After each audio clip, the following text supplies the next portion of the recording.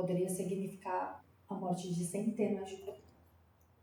E aí, irmãos, eles não estão preocupados se é homem, mulher, não tem problema. Se tiver que falar,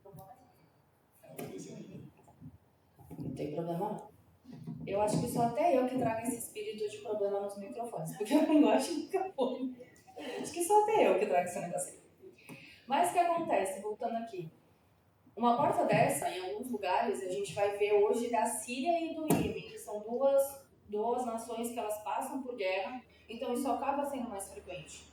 Mas em outros lugares, como a Coreia do Norte, nem a porta aberta pode ter, a igreja é literalmente subterrânea. Os cristãos, eles se encontram em túneis de minas abandonadas, lugares que são perigosos para eles. E eles se encontram nesses lugares para ter uma comunhão, trocar ceia. A ceia é feita em banheiros públicos. É tudo muito escondido, muito camuflado, para que as pessoas não sejam pegas. E o mais interessante de tudo isso, eu tive com um cristão perseguido e ele falou assim: nosso maior medo não é que eles nos peguem, mas que eles sigam a nós e peguem a nossa comunidade. Eles realmente entenderam que viver por Cristo é lucro e perder a vida. Viver é lucro. Eu estou aqui para gastar minha vida por Cristo. Eles levam isso a sério. Imagina você encontrar um cristão e falar: olha, meu maior medo não é perder minha vida. É eles encontrarem a minha igreja e matarem os meus irmãos em Cristo. Olha o quanto isso é poderoso. Olha o quanto a nossa igreja, a igreja que é perseguida, ela nos ensina. Porque às vezes a gente está na nossa igreja local, aqui não acontece. Só em São Vicente, aqui, Caçapava, com certeza não. Mas na minha igreja local, tem cristão que não, tem crente que não olha para a cara do outro dentro da igreja. Aqui não acontece. Mas na minha igreja, a gente tem panelinha. A gente tem pessoas que são ignoradas pelos passados que tiveram. E aí você pega um cristão perseguido, que ele pode realmente ser morto, e ele fala assim: se eu ver que eu estou sendo perseguido, eu não passo nem perto do lugar onde eu vou, porque eu não quero que os meus irmãos sofram. É esse o espírito da igreja perseguida. É isso que a igreja vem para nos ensinar. É essa fé corajosa que a gente aprende lá na época de Daniel. Aqui na palavra que nós acabamos de ler, qual era o contexto? O povo de Israel, né, Deus já tinha usado os profetas para avisar: vocês estão andando fora da linha, vocês não obedecem meus mandamentos, vocês não fazem aquilo que é correto, vocês se misturam com os outros povos, eu vou levar vocês cativos. E por anos o Senhor veio falando: eu vou levar vocês cativos, eu vou levar vocês cativos. E o povo nem aí para a hora do Brasil. Até que chega o rei Nabucodonosor e ele leva de fato o povo cativo. Ele leva para a Babilônia e em um determinado momento ele levanta uma estátua e ele fala assim: quando tocar a música, quando tocar os instrumentos, todo mundo tem que abaixar e adorar aquela estátua. Onde você estiver, você tem que olhar em direção à estátua e você tem que adorar aquela estátua. E aí o que acontece? Se levantam três homens chamados Sadraque, Mesaque e Abednego, mais conhecidos como Misael, Ananias e Azarias, que esse era o nome original deles, né? Você vê como o rei Nabucodonosor era. Ele mexia até na identidade das pessoas que ele levava cativo. Ele trocava o nome das pessoas. Muitas vezes a gente sabe Sadraque, Mesaque e Abednego, mas a gente não sabe Misael, Ananias e Azarias. Olha como é forte a questão de você ser levado cativo. E eles são levados cativos e quando dá o horário eles ficam de pé. Não, eu não vou me curvar. E aí o rei fica sabendo e o rei chama os três e fala assim: vocês vão se curvar. Não, a gente não vai. A gente adora um Deus. Existe um Deus ao qual nós adoramos. E é somente a ele que nós nos curvamos. Nabucodonosor fala: ok. Talvez você já conheça essa história, estou dando um contexto. Falou: vou jogar vocês na fornalha. E eu acho engraçado que a resposta deles Não é, ai não, vamos orar para que Deus nos livre da fornalha. Eles tinham ciência de que Deus poderia livrá-los. Mas a resposta deles lá no versículo 18 está escrita assim: se ele não nos livrar, fica sabendo, ó rei, que não serviremos aos teus deuses. Eles tiveram muita coragem aqui. Porque cá entre nós, eles poderiam virar para a estátua, ajoelhar e orar a Deus. Eles não poderiam fazer isso? Vamos ser honestos? Eles poderiam. Imagina a pressão que eles estavam sofrendo na época. Até do próprio povo de Israel, que conhecia a Deus, que sabia que tudo o que estava acontecendo vinha debaixo de uma profecia que já tinha sido dada. Você acha que ninguém chegou para Misael, por exemplo, e falou assim: cara, só ajoelha. Ele quer só que ajoelhe. Ajoelha. Finge que está adorando lá a estátua. Talvez algum amigo até disse para ele: eu faço isso também. Eu ajoelho, mas oro a Deus. E aí, o que isso tem a ver conosco, Igreja Livre? A gente vai falar sobre a Igreja Livre e a Igreja Perseguida. O que isso tem a ver conosco, Igreja Livre, hoje em dia? Sem querer, nos nossos dias, a gente acaba se dobrando a imagens. A gente acaba cedendo. A gente acaba se omitindo. Eu estou no meu trabalho, a maioria não é cristão. Começa um debate sobre religião, começa um debate sobre Deus, sobre Cristo. Eu me encolho. Ah, não. Se eu começar a falar, vou me chamar de crente careta. Se eu começar a falar, aquela promoção não vem.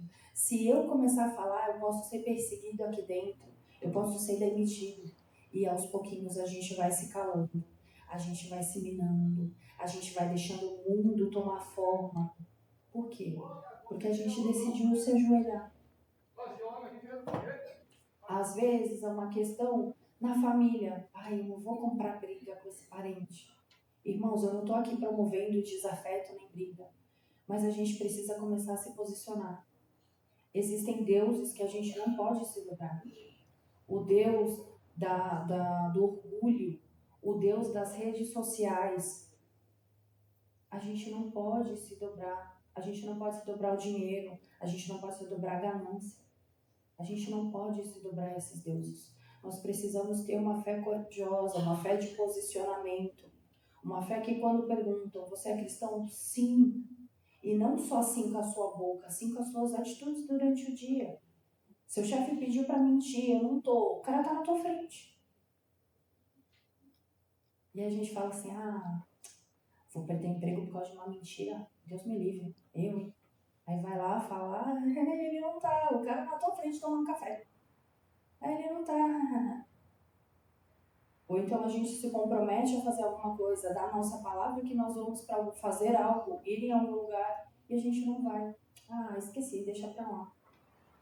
Não é isso que Deus nos chamou para ser.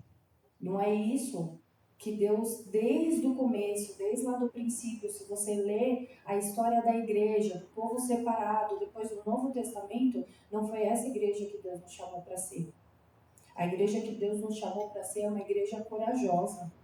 É uma igreja que, como as irmãs fizeram aqui, saíram das suas casas cedo, abriram mão do seu dia, do seu tempo, da sua família e foram servir ao próximo. Gente, o quão corajoso isso foi. Porque você está aberto a todo público. Você está aberto a qualquer tipo de pessoa. E você está ali em nome de Jesus. Se tiver que parar para fazer uma oração, você vai parar para fazer uma oração. Quão corajoso foi estar ali na praça? Às vezes a gente acha que ter uma fé corajosa é sair no meio da rua gritando, não. Fé corajosa é ser aquilo que Deus te criou para ser. Deus te colocou no teu trabalho, é ser um cristão excelente dentro do seu trabalho. Deus te colocou dentro da tua casa como dona de casa, como mãe, é ser excelente como mãe. Deus te colocou na faculdade, isso para os jovens. Quão hostil é estar na faculdade. Quão hostil é estar nas escolas de hoje em dia. Mas se Deus te colocou naquela escola, é para que você seja corajoso e você seja luz. Nós cantamos aqui, brilha em mim, Senhor, brilha em mim. Mas para que Cristo brilhe através de nós, nós precisamos ser corajosos para nos posicionar e ficar de pé quando todo mundo se dobra. Quando todo mundo se dobra ao que a mídia diz, quando todo mundo se dobra ao que as pessoas ao redor dizem que são contra a palavra, É o nosso tempo de nos posicionar. Porque a perseguição ela só vai vir contra a igreja se a igreja permanecer firme no Senhor. Se a igreja for uma extensão do mundo, a igreja não vai sofrer perseguição. Porque é o mundo. Só muda o que está fora. Mas quando a igreja se atém à palavra, se pega a palavra de Deus, aí sim, meus irmãos, aí se preparem, porque a perseguição vai vir. E aí nós estamos falando aqui, Nabucodonosor chama Misael, Ananias, Azarias.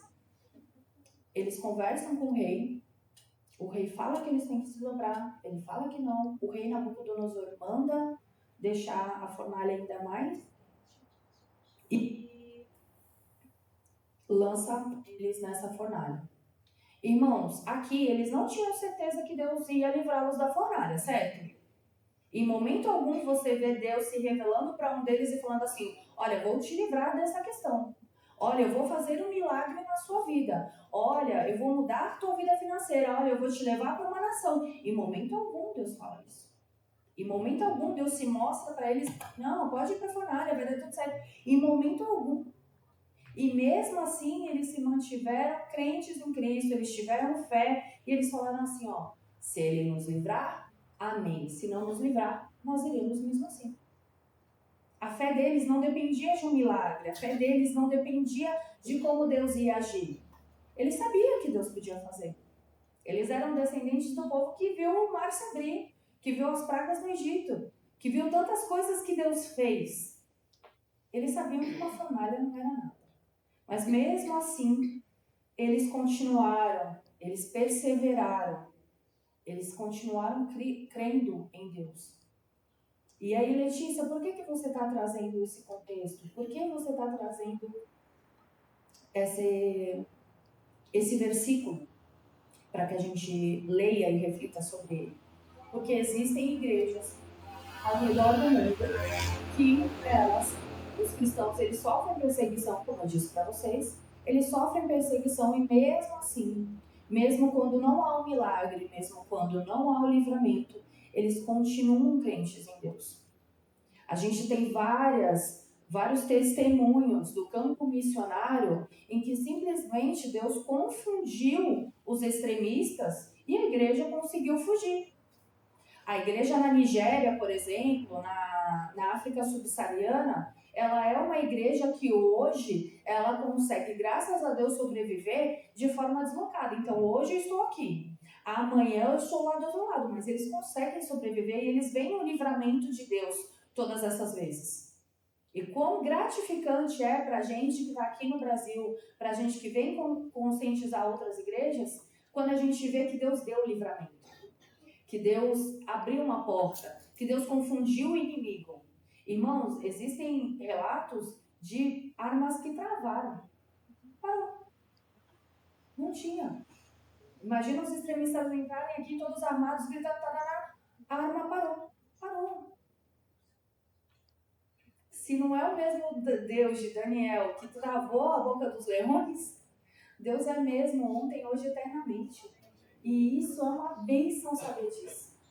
É uma alegria saber disso. Só que existem situações também, irmãos, que não há um livramento. E o testemunho que eu vou contar para vocês é da Síria. Ele ocorreu em julho de 2025. Quando a gente fala, parece tudo tão distante, né? Parece tudo há anos atrás. Não, julho de 2025. Vai fazer um ano. E a gente tem diversos testemunhos desse mesmo acontecimento.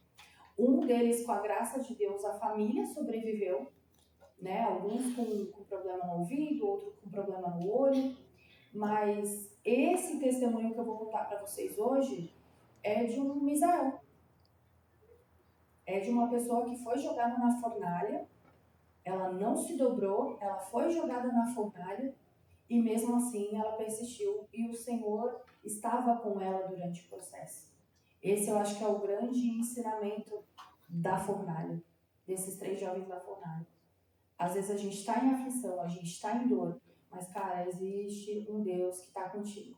Foram jogados 3, mas tinham 4, porque o Senhor estava presente. Ele nos prometeu isso. Lá em Mateus 28 ele fala que eu estarei convosco todos os dias até a consumação dos séculos. E isso não é só nos dias bons, isso não é só no dia que tá sol, tá um tempo agradável, isso é nos dias ruins também. E o testemunho que eu vou contar hoje para vocês é da Jenny. Ela é uma cristã na Síria.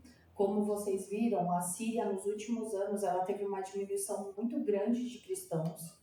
E aí, por que isso acontece? Porque a Síria passa por um contexto de guerra há muitos anos, então já não é um lugar confortável para qualquer tipo de pessoa, né? As pessoas acabam saindo do país por causa do contexto de guerra, e para ajudar as pessoas que estão cristãs, elas acabam sendo um foco maior. Então, por exemplo, eu quero amedrontar a cidade de Caçapava. Eu quero deixar... O que os extremistas querem? Eles querem medo e poder. Medo por quê? Porque com medo as pessoas delegam poder. Com medo eles simplesmente abrem mão. Né? Não. Quer ficar com a minha casa? Se entrasse alguém aqui aterrorizando, possivelmente a primeira coisa que a gente ia pensar é: vamos abandonar o lugar. É assim que eles conquistam território, é assim que eles conquistam pessoas. É com medo, é amedrontando. Mais tarde, na hora das perguntas, tem alguns testemunhos mais específicos sobre a questão de medo. É lógico que eu vou dar uma filtrada porque a gente tem criança, não vou contar o testemunho inteiro, mas assim, eles trabalham com medo. E com medo eles conseguem poder. Então vamos dizer que eles querem a cidade de Caçapava. Ao invés deles saírem atirando na praça pública, o que eles fazem? Eles pegam as igrejas. Porque são as pessoas que são mais resistentes ao que eles fazem. São contra aquilo que eles fazem. Fazem algo mal? Vão à luta direto, corpo a corpo com eles? Não. Mas são contra aquilo que eles estão pregando. Então eles vão nas igrejas e eles simplesmente atacam as igrejas. Nesse caso, em junho do ano passado, era um domingo, a Jenny conta que ela recebeu uma amiga de muito longe, de uma cidade muito distante, e o pai dela foi pro culto e a amiga acabou prolongando aquele almoço de que, né, vai ficando. E ela ficou com a amiga na casa dela, e o pai dela foi pro culto. O pai dela, a tia e um amigo, eles foram pro culto. Mais tarde, ela começou a ver uma agitação na cidade, mas até aí ela estava com a amiga dela. Chega a notícia para ela de que a igreja onde o pai, a tia, o amigo e alguns familiares estavam, simplesmente um homem-bomba entrou de um grupo extremista e explodiu a igreja. Vou parar aí porque os irmãos já devem imaginar, e não cabe para as crianças ouvirem, os irmãos já devem imaginar o estrago que ocorreu. A Jenny tenta ir até a igreja para ver o quão devastador foi, né? E ela não consegue passar por motivos óbvios, por questão de segurança, isolam o local. Horas depois ela consegue ir até o hospital onde as pessoas que estavam nesse ataque foram levadas. E ela descobre que o pai, a tia e um dos melhores amigos, fora todos os outros amigos da fé, morreram de uma igreja de vários membros, talvez 10%, 15% tenha ficado vivo. E essa parte que ficou viva com sequelas. Eu me coloquei no lugar dessa menina. Se eu perco os meus pais, eu acho que eu ia ficar sem chão por um bom tempo. E eu convido vocês a fazer essa reflexão. Ela passou dias que ela não conseguia falar, que ela não conseguia comer, que ela não conseguia chorar, ela não conseguia pensar. Porque aquilo que ela conhecia como comunidade, aquilo que ela conhecia como lugar seguro, a gente não está falando de um país igual ao Brasil. Porque se você tiver um problema numa igreja local hoje, você muda de igreja. Não é o aceitar, não é o correto, mas não gostei dessa igreja, eu vou para outra. Não gostei dessa igreja, eu vou para outra. A gente está falando de um país onde o cristão é perseguido, onde qualquer lugar fora da igreja não é seguro para ele. Ela perdeu o ponto de segurança dela, ela perdeu a comunidade segura. As pessoas que ela tinha, que ajudavam ela na fé. De um dia para o outro, ela perdeu todo mundo e ela perdeu o pai dela. O testemunho dela conta que um pouquinho antes desse acidente ocorrer, em dezembro de 2024, quando o novo grupo assumiu o controle da Síria, o pai dela pediu demissão, porque ele já sabia que a perseguição ia começar a vir do trabalho, então ele pediu demissão e começou a trabalhar com ela, próximo dela. Então, um laço que não era tão apertado, um vínculo que ela não tinha com o pai, ela passou a ter. Imagina vocês que 6 meses depois, esse mesmo pai, que ela conseguiu estreitar vínculo, que ela conseguiu liberar perdão, que ela conseguiu restaurar a paternidade, esse mesmo pai ele é levado a um ataque. E aí ela dá um testemunho e ela fala assim, muitas pessoas queriam encontrar esse extremista e bater nele, matá-lo, e acabar com a raça dele. E assim, eu tenho uma veia de justiceira, eu sinceramente, né, Senhor Jesus, o Pedro que habita em mim queria pegar a faca e cortar a orelha. Mas olha o testemunho dela que passou, ela falou assim, eu só queria olhar para ele e perguntar assim, por que você fez isso? Eles estavam só orando. Nós não vamos contra você, nós não entramos em guerra, nós não entramos em luta corporal. Nós amamos a vida de vocês, nós oramos por vocês. Por quê? E aí ela passa por um tempo onde a comunidade dela, as pessoas que sobraram, e aí você vê a importância da igreja de novo. As pessoas que sobraram, as pessoas que sobreviveram, ao invés de dispersar e desistir, eles ficaram e resistiram. Então um começou a ajudar o outro, um começou a orar pelo outro, um começou a visitar o outro, a levar uma comida, a levar, olha, vai tomar um banho, vamos conversar, vamos sair um pouquinho, chora, é preciso chorar, vive o luto.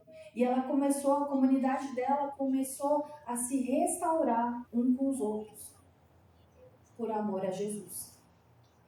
Depois de alguns meses, o Portas Abertas localizou essa igreja.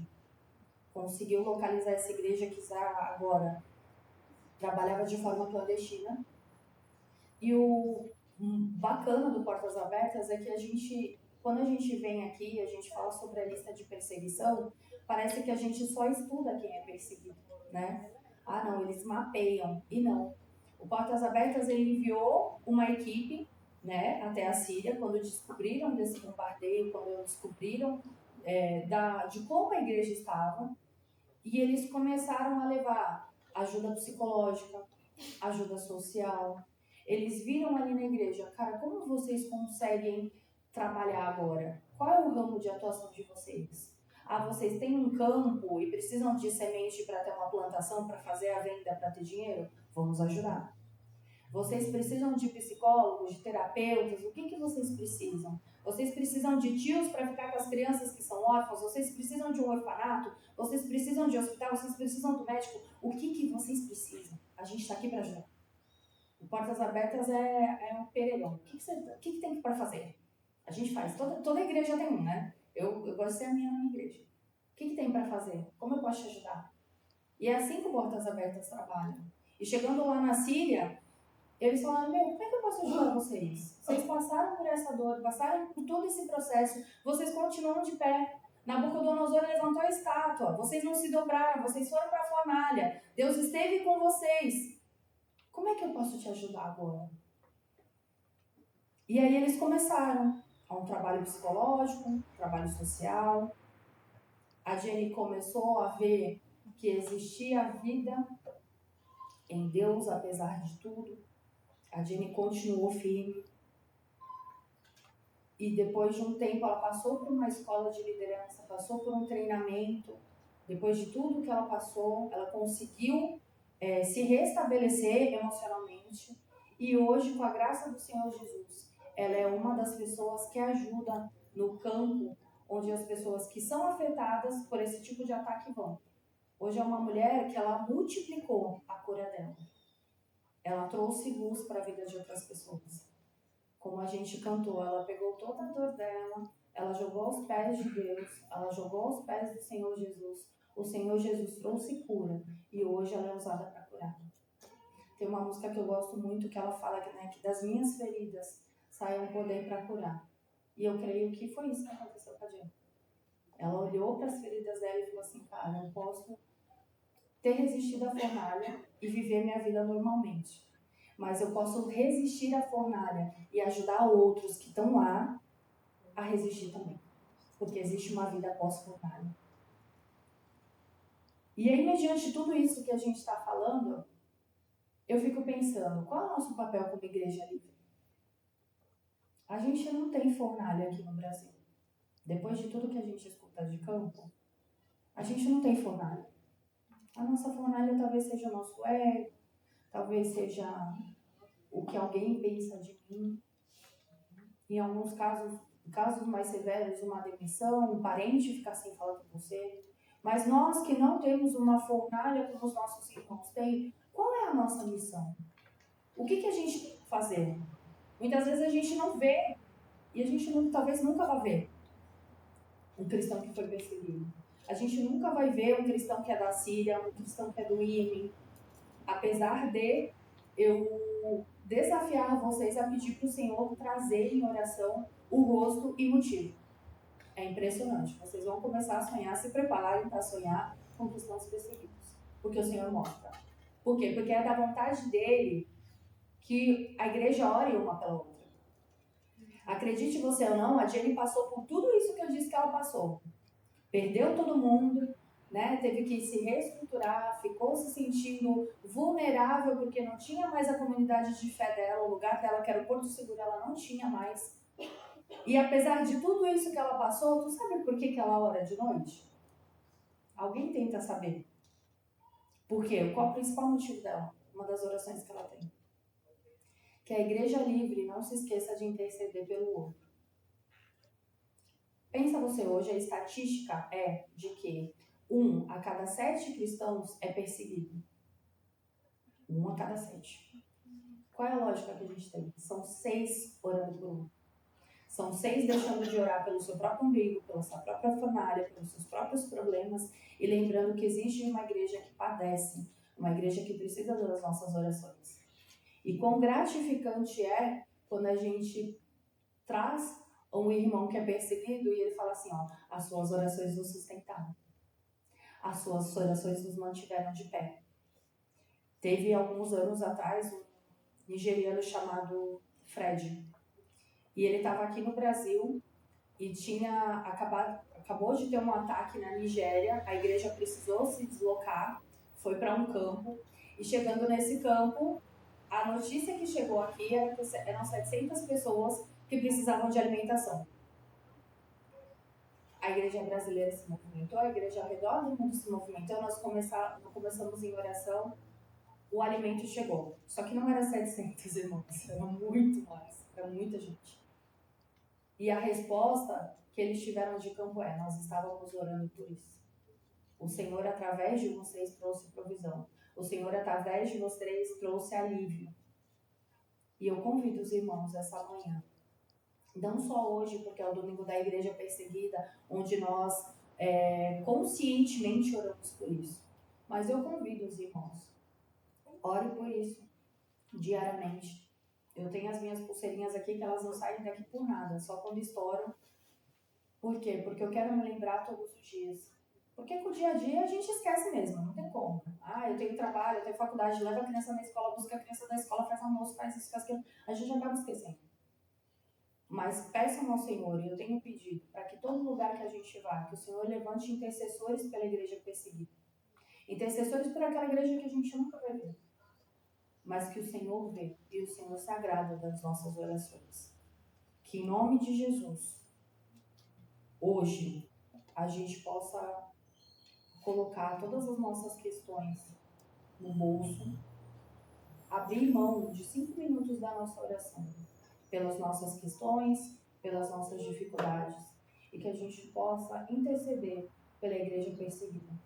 Que a gente possa interceder pelos aqueles irmãos que são presos, que são torturados, que são mortos, pelos irmãos que perderam, às vezes, uma comunidade inteira em 1 minuto. Que a gente possa levantar esse clamor.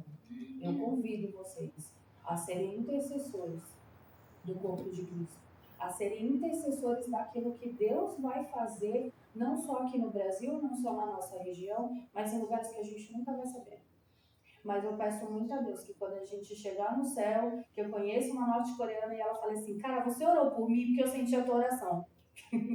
Meu sonho. Que eu vejo uma mulher da Somália que fale, cara, a tua oração me ajudou a não desistir. Que os irmãos, em nome de Jesus, levem isso. O quão bom é, quando nós temos problema, a gente saber que tem alguém orando pela gente, não é? A gente passar pela fornalha sozinha é difícil. Mas a gente passar pela fornalha sabendo que alguém intercede por nós não é muito mais leve? Não é muito mais prazeroso? Você fala, não, tá acontecendo, tá ruim, mas eu sei que Deus tá comigo e a irmãzinha também. Tá tudo muito ruim, eu tô na fornalha, tá quente, eu tô suando, mas eu tô o Senhor tá comigo nessa fornalha e a minha irmã também tá comigo. Eu não tô sozinha. Que em nome de Jesus, essa manhã, a gente cria essa consciência de que nós não estamos sozinhos, mas que a gente não pode deixar eles sozinhos também. A gente precisa ser um com nossos irmãos, um com a igreja perseguida. Eu convido vocês a serem intercessores, a fazerem parte, a serem voluntários. Lê, mas eu não tenho tempo hábil, não tem como. Eu convido vocês a orar. Essa é a maior coisa e a melhor coisa que vocês podem fazer pela igreja perseguida. E eu convido os senhores a fazer isso. Amém? Vamos fazer uma oração antes da gente ter. A gente vai ter um momento de intercessão. Pode fazer só uma oração para terminar? Tá? Vamos só fazer uma oração. Paizinho querido, nós te agradecemos. Paizinho, nós te agradecemos pelo dia de hoje. Nós te agradecemos, Senhor, pelo teu amor, Senhor, pela tua misericórdia, Pai. Nós te agradecemos, Senhor, pela nossa nação. Senhor, nós te agradecemos porque apesar de tudo, Senhor, que nós vemos nos jornais, Senhor, o que acontece conosco, Pai, nós estamos numa nação livre, Pai, onde nós podemos levantar os nossos pés, sairmos das nossas casas, virmos aqui, Senhor, adorarmos a Ti, Senhor, com a nossa comunidade. Nós podemos, Senhor, ir às praças, Senhor, ir às ruas, Senhor, e falar que só o Senhor é rei, Senhor, que só o Senhor é soberano, Pai. Obrigada, Senhor. Obrigada, Senhor, porque o Senhor nos escolheu essa manhã, Senhor. A Tua palavra diz, Senhor, que o mundo é estado dos Seus pés, que o Senhor sabe o nome de todas as estrelas, o Senhor é dono de tudo e de todas as coisas. E eu creio que o Senhor trouxe a cada um essa manhã, Senhor, para dar a missão, Senhor, de orar pela igreja que sofre, Pai. Pelos nossos irmãos, Senhor, que nós nunca veremos o rosto, Pai, mas que são nossos irmãos, Pai. Nós essa manhã, Senhor, nós queremos nos levantar como intercessores, Pai. Intercessores dos nossos irmãos. Senhor, em nome de Jesus, Pai, que o Senhor traga provisão, Senhor, que o Senhor traga, Senhor, saúde emocional, física, Senhor, que o Senhor fortaleça os ossos, Pai. Em nome do Senhor Jesus, Senhor, acorda, Senhor, desperta o nosso espírito, Senhor, para orar por aqueles que são perseguidos, Senhor, em amor ao Teu nome, Pai. Nós te pedimos em nome do Senhor Jesus, Pai. Vem sobre nós com essa consciência, Senhor. Vem sobre nós, Senhor, com essa necessidade, Senhor. Porque a Tua igreja, Senhor, são nossos irmãos que sofrem por amor a Ti. E nós queremos amá-los também, Senhor, assim como eles te amam. Tua palavra diz, Senhor, que nós devemos amar Deus sobre todas as coisas e ao próximo como a nós mesmos. Pai, nós não estamos próximos dele, Pai, mas nessa manhã nós nos colocamos, Pai, próximos. Nós queremos amá-los, Senhor, da forma que nós podemos essa manhã, que é intercedendo por eles, Pai. Nós te agradecemos, Senhor, pela oportunidade de estarmos aqui. Senhor, eu te agradeço, Senhor, pela oportunidade de estar com os meus irmãos aqui de Caçapava, Senhor. Eu te agradeço, Senhor, por essa comunidade, Senhor, pelo coração missionário, Senhor, pelo coração intercessor que eles têm, Pai. Que o Senhor preserve, Senhor, que o Senhor fortaleça os ossos, Senhor. Que o Senhor abençoe, Senhor, os seus projetos, Deus, em nome de Jesus, Senhor. E que o Senhor sempre dê força, Senhor, para que eles andem mais uma milha, Senhor. Para que o Teu reino venha à terra, Senhor, porque nós cremos que nós somos Teus embaixadores, Pai. E nós queremos fazer o Teu nome conhecido aqui também na nossa nação, Deus. Em nome de Jesus que nós oramos. Amém. Amém.